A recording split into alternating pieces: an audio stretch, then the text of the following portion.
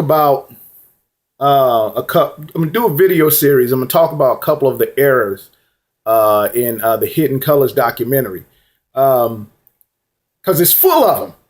It's full of them. And it got to the point, man, I found so many errors in the Hidden Colors documentaries, and some of the stuff that these so-called historians were saying. I mean, it was like, I was like, you know what, man, some people, they're not gonna say anything to these guys, maybe because they're trying to be politically correct. Maybe they're trying to keep these black dudes from looking bad, these so-called black historical scholars. Or maybe the agenda of the Hidden Colors documentary, maybe perhaps the agenda fit their agenda, or perhaps it was just like, I mean, I don't take these dudes serious, and I'm not gonna waste my time talking to these barbershop scholars. Because that's all it sounds like, man. It's like barbershop scholarships, man, where someone's in the barbershop, trying to drop knowledge, and probably 80% of the stuff, man, it's complete BS. And that's how it was in this Hidden Colors documentary, man. A lot of this stuff that they were trying to tell you about, man. See, what the Hidden Colors documentary depends on, a lot of these so-called scholars, what they depend on, and they are exploiting and taking advantage of the fact that a lot of black people that are listening to what they're saying on their documentaries, that no one's gonna pick up a freaking book and read it. No one's gonna go and research a lot of this bad information that they were giving you, and look for yourself and see that it's complete crap. That's what they're depending on, because really, man, a lot of these dudes, I don't have a PhD. I don't have a master's in a lot of the fields of study they have. But I would smoke them, because the stuff that they were saying, man, it was deliberately, put out there that way, man. Manipulating people, and that's the shameful thing about this, man, is that, for instance. Anthony Browder, he was talking about that the idea of Jesus Christ came from a Western god named Hessus, right? Now, he said came from a Western god named Hessus, but he also said an Eastern god named Christos. But let me talk about the Western god named Essus. First of all, he was in error for referring to the idol as Hessus. Hessus is like a variation of the name, but it was a variation that was deliberately done by someone to make Hessus sound like Jesus. Deliberate. His name was Essus, E-S-U-S, and Essus was a Gaul, Galatian, Gaelic, or Celtic, or Druid deity. And there's very little information regarding him, but he was some people say he was a minor deity, some people say he was a major deity. But the only historical information that we have regarding Essus was from a first century writer named Lucan.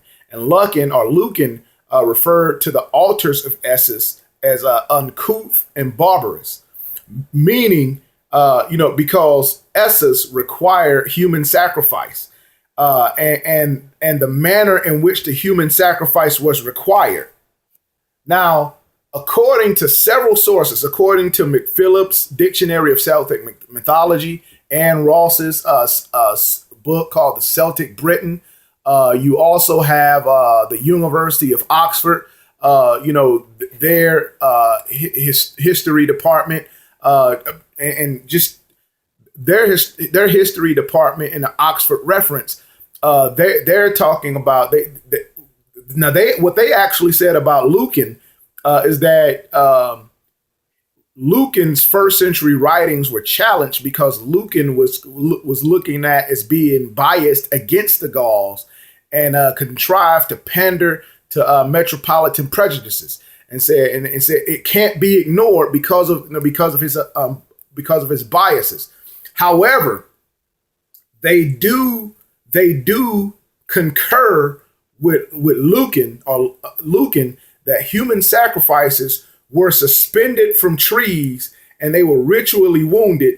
And the way that they were wounded, it was wounded in in a real grotesque manner where the blood had to be splattered, on Essus's altar.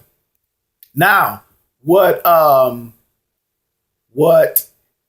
Browder was what he was referring to. He was regurgitating a book that was written by this gentleman named Kersey Graves.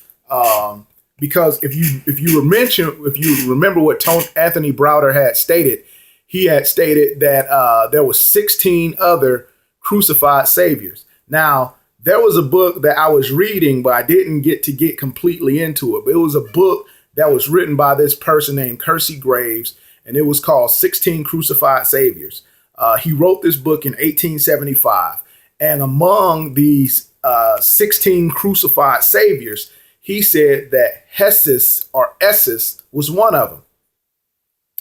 Now, since then, and one of the reasons why Kersey Graves stated this was because Kersey Graves, he lived during the time where the origin of species by means of natural selection or the preservation of the favored races for the struggle for life. This book by Charles Darwin. And there was other books, The Descent of Man by Charles Darwin. There was a lot of other books, and you guys need to read The Descent of Man by Charles Darwin. But anyway, there was numerous books that was being circulated out there supporting neo-Darwinism or atheism. You had a lot of people like the Huxleys that were supporting Charles Darwin's theory, or his hypothesis. You have a lot of people in the community, a lot of very influential people in Britain, in the UK, as well as in the United States, that were supporting Darwinism. Among those people that were supporting Darwinism was Kersey Graves. Kersey Graves was an atheist, and a lot of people. Another thing that they did, kind of in their spare time, they did archaeology, and Kersey Graves, he went to visit one of these altars of Essus, and when he visited one of these altars, he's the one that stated that the altars of Essus, they were 825 years prior to the life of Christ. And, he's the one that concluded that. He also concluded that, it looks like Essus was nailed to a cross, was hung to a cross next to a lamb, and it was next to a lamb, and I think it was next to an elephant. But the theory or the idea of Graves had long been debunked, especially by people who looked over what Graves was looking at, and they were just like, "What is this dude talking about?"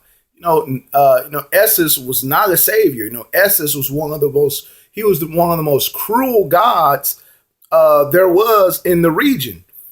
Because he basically required people to get murdered, in front of him. So he was a cruel god. So anyway, Browder was regurgitating a book by Kersey Graves because it was convenient to what Browder was trying to put out there. It was compatible and it was agreeable, and it fit the agenda of Browder. Also during the 1800s, during the 1870s, you had this guy named Ernst Haeckel. Ernst Haeckel was an embryologist, I think, at the University of Jena, and Ernst Haeckel, he had taken these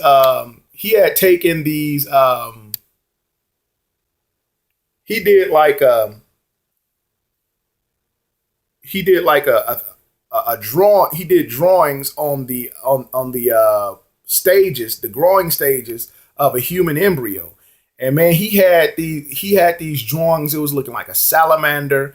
It was looking like a fish. It was looking like a rabbit, a pig, a dog, and it was going through all of these stages and being all of these different animals, all the way up until the point where during the last few months of the child's birth, it becomes up until the child's birth, it actually becomes a human embryo.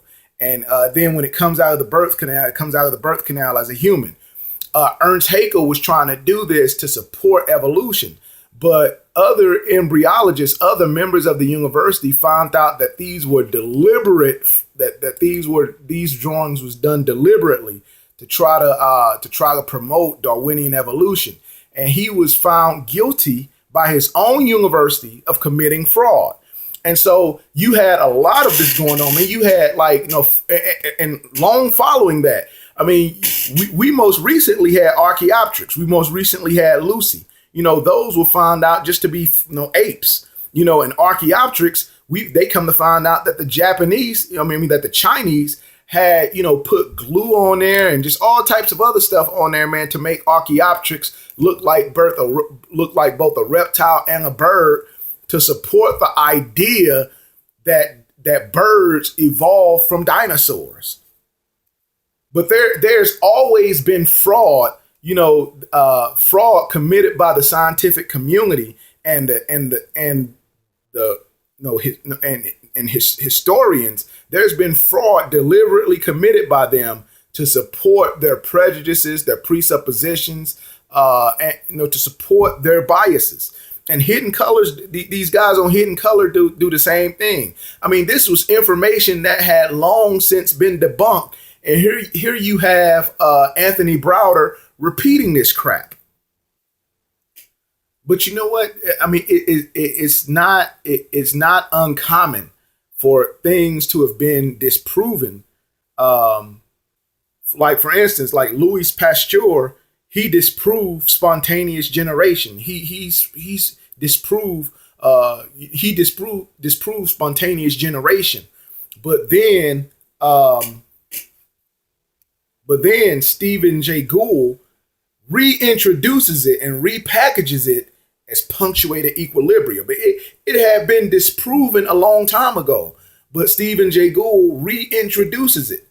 So that, because what happened was that Darwin taught gradualistic evolution.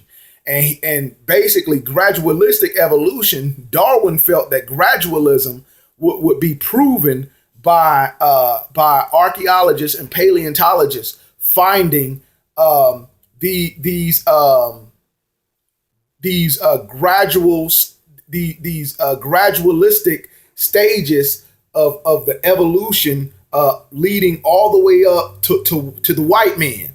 When it comes to that they were going to find in the geological columns, that they were going to find all of these gradualistic stages of everything from bacteria to fish to amphibians to reptiles to mammals, to primates, all the way up into white men, where they were going to find these gradualistic stages in the earth.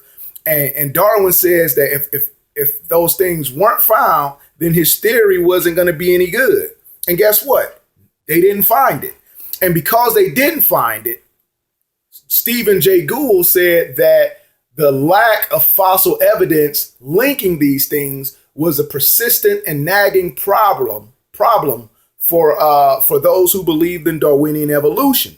So because this was a problem, Stephen Jay Gould was a paleontologist. So if it was anyone that was going to find these stages of gradualistic gradualistic evolution, it was going to be him, because that was his job. He found these things, he studied them, he studied their anatomy, and he was like, yeah, I could see where this would evolve from this. But he wasn't seeing it. He wasn't seeing these stages where a fish became an amphibian, or amphibian became a reptile. He wasn't seeing it. So because he wasn't seeing it, he was like, I know what I'll do. I'll create my own model of punctuated equilibria. But he just reintroduced it and repackaged it. He didn't call it spontaneous generation. He called it punctuated equilibria. But it was already disproven by Louis Pasteur, hundreds of years ago, before Stephen Jay Gould was born. The same thing with Essus and Jesus. It was disproven. It was debunked years ago. But here he is reintroducing it and repackaging it, and basically introducing it to you because you never heard of it before. He was introducing it to you because he figured that you was too much of an idiot and you were too lazy to pick up a book for yourself and find for yourself that, hey, this has been debunked long ago. So shame on you, Anthony Browder. This is part one, but there's numerous things that I'm going to talk about where Hidden Colors completely dropped the ball, deliberately left out information, deliberately suppressed other types of information from you. And I'm telling you guys, I mean, like even with the Smithsonian, because the Smithsonian is anti-Bible, because the Smithsonian is an anti-Christian organization, because they denounce the gospel, and they denounce the Bible. The Bible talks about the existence of giants. And so the Smithsonian was like, no, that's impossible. No way. There was no giants. What are you talking about? And what ended up happening was that people from all over the world was telling the Smithsonian, like, hey, we like on our campsites, burial sites, burial grounds, in these caves and things like that, we're doing these digs, we're excavating and things like that, and we're finding these bones, man. We're finding human femur bones that are like 6 foot in length. And so they were sending the Smithsonian there, thinking that the Smithsonian was going to take these things and was going to put it in their museum so that everyone could see. The Smithsonian was hiding them from everyone. And I think it was like year before last, the Smithsonian actually admitted that this is what they were doing, because all of these people were going to the Smithsonian and it was like, man, where are all these fossils? Where are all these bones that we've been giving you? What have you been doing them to them? What have you been doing to them? And the Smithsonian has either been destroying them or they've been hiding them from everybody so that no one will be able to see it. So, I mean, and same thing with Hidden Colors. It's like, it's easy for a bunch of people to say, yes, I have this degree in this and I've studied this and I've taught here and I've done that. I've written this book. It's easy for them to say those type of things. But the thing is, man, and they use their titles, they use their degrees as a means to validate the crap that they tell you. The stuff that they told you, man, it's like a bunch of historically revised crap. And a lot of the stuff, it's been proven untrue long ago. And so this is part one, though, guys. I'm going to continue with this because I want to expose it, man. I want you guys to see this for yourself.